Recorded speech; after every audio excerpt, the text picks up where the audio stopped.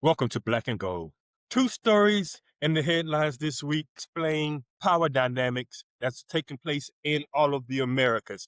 On December 10th, U.S. forces seized a Venezuelan oil tanker in the Caribbean, saying that it was sanctioning oil tied to illegal networks. The Venezuelans were selling oil to Iran. The tanker was carrying 2 million barrels of oil. The U.S. was justified because they had a warrant from a U.S. court. Venezuela immediately condemned the seizure, calling it international piracy.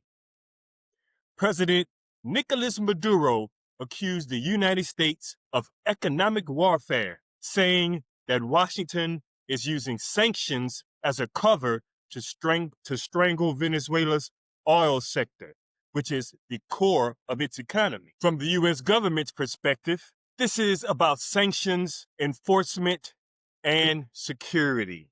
From Venezuela's perspective, this is about who gets to decide what a country can sell, and more importantly, who it can sell to. Since the seizure, Venezuelan oil exports haven't stopped, but tankers are now hesitant to move.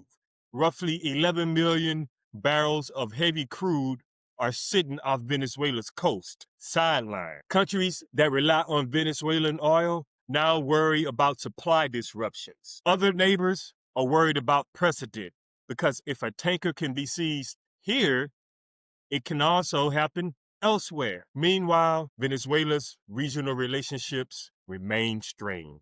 Colombia is cautious. Guyana is locked in a territorial dispute with Venezuela over oil. Cuba and a few other Caribbean states openly side with Venezuela, while others stay quiet to avoid U.S. pressure. So here's the real deal. This isn't just about Venezuelan President Maduro.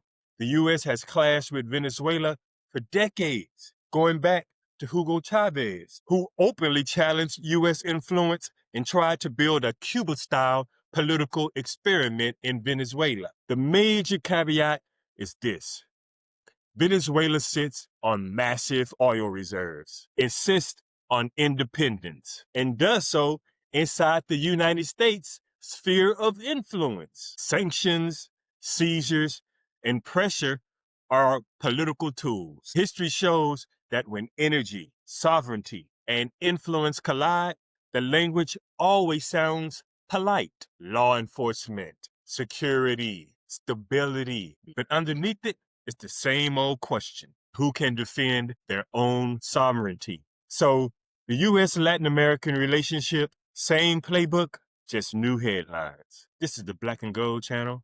Hit the like button, subscribe to this channel. Thank you for watching.